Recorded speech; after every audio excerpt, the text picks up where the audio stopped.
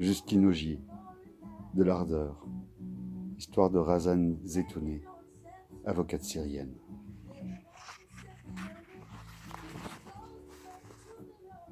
Autour d'elle, l'étau commence à se resserrer lentement. Elle a été repérée par l'appareil répressif dès le début des années 2000. Mais plus elle prend de place, plus les hommes des Moukabarat se rapprochent, cherchent les moyens de provoquer chez elle une peur inhibitrice. L'appareil prospère grâce à son opacité, que Razan cherche à dissiper. Une opacité bâtie sur la fragmentation des chaînes de commandement, difficile à remonter, sur la multiplicité des services de renseignement, chacun restant dans l'ombre quant aux agissements des autres, sur l'arbitraire qui mine les procédés et l'ambivalence des mots dont on finit toujours par se demander pendant des jours ce qu'ils veulent vraiment dire. L'opacité entretient la paranoïa et fait naître partout la rumeur, sans corollaire. Mais pour survivre, Razan doit accepter d'y avoir recours et de camoufler certaines parties de sa vie. Pseudonyme, mensonge par omission, personne ne doit en savoir trop, personne ne doit tout savoir. Elle doit accepter pour elle-même la fragmentation et le cloisonnement, car l'opacité a un incroyable pouvoir de contamination, et on ne peut la combattre qu'en l'acceptant en partie. Pour celui qui cherche à reconstituer, cela crée une difficulté singulière. Il faut tourner sans relâche autour du sujet, non pour vérifier les faits, mais pour multiplier les perspectives et faire surgir de chacune des nouvelles données, toutes aussi cruciales les unes que les autres, tourner sans relâche, dans la peur constante de manquer un angle. Quand Razan est convoqué, ils la font attendre 1, 2, 3 heures, sans rien lui dire, la laisse seule dans une pièce. Il est certain que son téléphone lui a été confisqué. Quand elle a un livre, quand elle s'y rend, à quoi a-t-elle recours pour ne pas perdre son temps? Ils finissent par la conduire dans un bureau, lui raconter que le pays est en danger, que les ennemis de la nation sont ligués dans un complot et qu'elle a dit ça, et encore ça, qu'elle participe à la SAP, à la grande conspiration. Chaque fois, il y a un rapport secret, souvent un article que Razan a signé de son propre nom et qu'ils brandissent comme s'ils détenaient une information ultra sensible sur laquelle ils auraient mis la main au terme d'une enquête experte. Instiller la peur pour qu'elle finisse par se censurer. Ne pas hésiter, pour cela, à se servir de fausses accusations, à sanctionner ceux qui se refusent à la délation.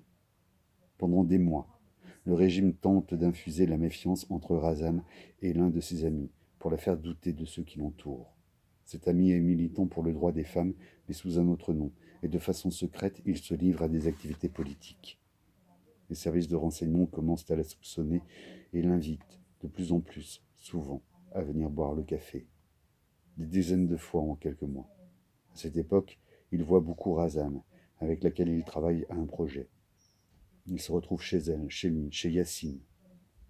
Alors qu'il est en chemin pour la retrouver, elle veut lui demander d'apporter une bouteille de coca et lui envoie un texto avec le téléphone d'un ami qui se trouve chez elle pour que les Moukabarat ne fassent pas le lien entre elle et lui. Et lorsqu'il est à nouveau convoqué, on lui demande « Quand as-tu vu Razan pour la dernière fois ?» Il répond l'avoir vu la semaine précédente. On le sait. On peut même te dire ce que tu as apporté chez elle. Défaire la confiance. Quand l'ami répond à leurs accusations, une rétorque « On le sait. Razan nous l'a dit. » Ils font la même chose avec elle. Et un jour, ils sont convoqués tous les deux à la même heure.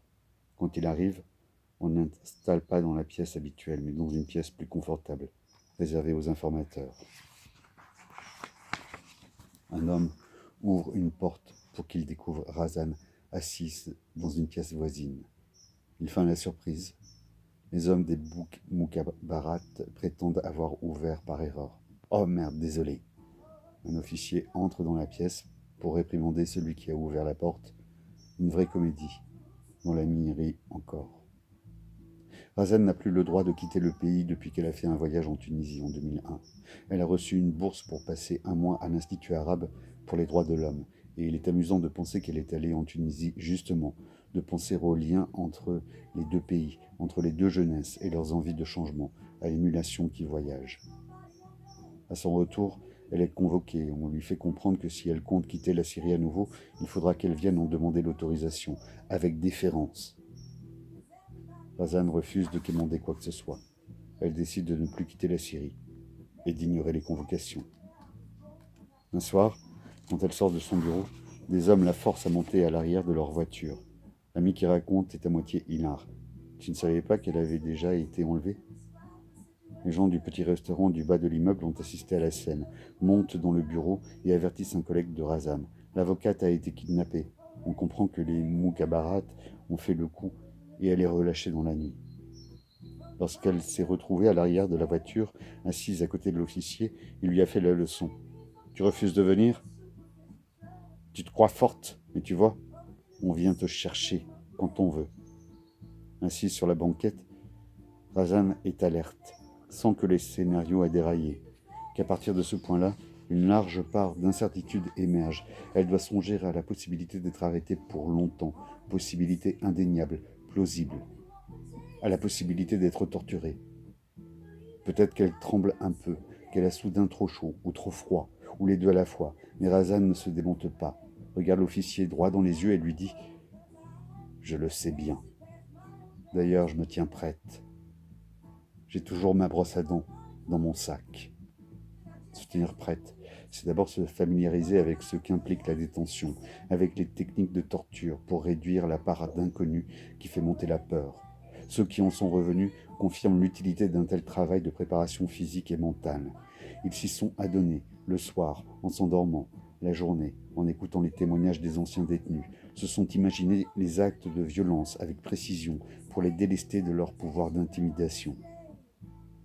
Dans un café avec un ami activiste, elle se méfie d'un homme assis à une table voisine, prend la décision de ne pas évoquer le sujet qu'il devait aborder, demande à son ami s'il a vu le dernier clip de Nancy Ahram et parle avec lui de la chanteuse pop libanaise pendant l'heure qu'ils passent ensemble.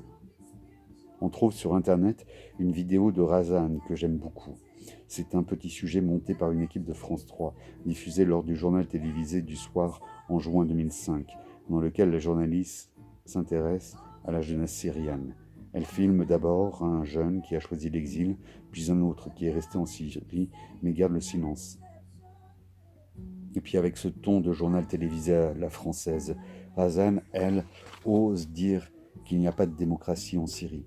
Cette avocate de 29 ans dénonce le pouvoir baathiste qui emprisonne et harcèle les opposants. On la voit d'abord marcher dans la rue, visiblement amusée par la mise en scène, son sourire en coin. Petite, incroyablement fine, elle porte un jean et une chemise sans manches, grise à rayures blanches, qu'elle porte aussi sur une photo. Et ça me fait toujours quelque chose de retrouver des éléments de sa garde-robe, un foulard, un bijou. Elle se rapproche. Elle ne s'est pas spécialement apprêtée, n'a pas lissé ses cheveux ramassés en une queue de cheval basse. On la découvre ensuite seule dans son bureau. Son combat l'a totalement isolée. Sa famille la réprouve. Ses amis ont fui. On aurait presque l'impression que Razan est seule au monde. Paquet de cigarettes posé sur la table basse. Elle fixe la caméra et s'exprime en arabe. Je me suis préparé psychologiquement à être arrêté à n'importe quel moment. Je n'ai pas peur. Les dernières années, j'ai été constamment convoqué par les services de sécurité. Et ces derniers mois, ils sont venus interroger mes proches, mes voisins. Et puis elle prononce ces derniers mots en anglais dans un sourire incroyable. I will never leave my country. Never. Derrière la chaise sur laquelle est assis Razan se trouve une peluche énorme qu'elle n'a pas pu oublier là, dont elle devait très bien savoir qu'on la verrait à l'image. Je ne sais pas bien identifier l'animal, une sorte de rongeur, vraiment gros. J'ai demandé à certains de ses amis proches ce que cette peluche faisait là, et ils n'en avaient pas la moindre idée, ne semblaient pas vraiment étonnés par sa présence. Razan aime beaucoup les animaux, tu sais. Peut-être s'agit-il d'une blague faite à quelqu'un. Un jour, elle fait parvenir un lion en peluche à un ami exilé aux États-Unis. Assad signifie lion en arabe. Ou alors, il s'agit là de ce que l'on pourrait considérer comme la preuve d'un goût un peu douteux. Dans le creux des confessions, il apparaît que Razan a parfois de drôles de penchants, en matière de musique notamment. Elle a formé seule, ou presque, son système de référence, ses goûts et ses idées. Il n'y a eu personne, aucun parti, aucune famille, aucune structure pour lui dire « ça, c'est acceptable ». J'ai le souvenir de mon éditeur, penché sur mon premier manuscrit, trop plein de références et faisant le tri. Alors, les frontés, on garde. India Song, très bien. Vini, ah bah non, Ça, c'est pas possible. On dirait en anglais que Razan a des goûts cheesy, un peu ringard, un peu kitsch en fait. Razan aime James Blunt, dont elle n'hésite pas à utiliser l'une des chansons dans le film qu'elle consacre à Fares Murad. You're Beautiful sert donc de musique de fond au court-métrage qu'elle réalise sur cet homme sorti physiquement brisé des prisons d'Assad, dans lesquelles il a passé près de 30 ans. Le résultat est assez pénible à voir et à entendre, mais je compatis à cette confusion référentielle.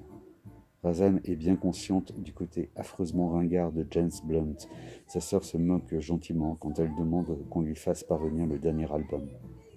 Mais elle se refuse à faire semblant de ne pas aimer, admet se laisser émouvoir par les paroles niaises et les mélodies larmoyantes.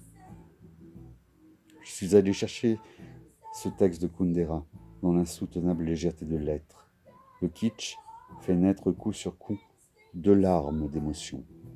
La première, larme dit comme c'est beau, des grosses courant sur une pelouse.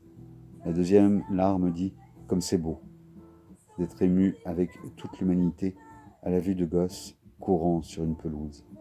Seule cette deuxième larme fait que le kitsch est le kitsch.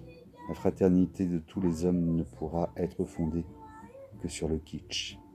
Le kitsch est l'une des conditions de la communion, et il repose sur une incapacité ou un refus de prendre de la distance par rapport à ses sentiments ou aux paroles de James Blunt. Il repose sur l'absence d'ironie, sur une certaine pesanteur. Et il me faut citer cet autre passage de Kundera. Ceux qui luttent contre les régimes totalitaires ne peuvent guère lutter avec des interrogations et des doutes. Ils ont eux aussi besoin de leur certitude et de leur vérité simpliste, qui doivent être compréhensibles du plus grand nombre et provoquer une sécrétion lacrymale collective. Elle regarde Dr. House, tombe amoureuse de l'acteur principal. Ça lui est déjà arrivé avec Richard Gere.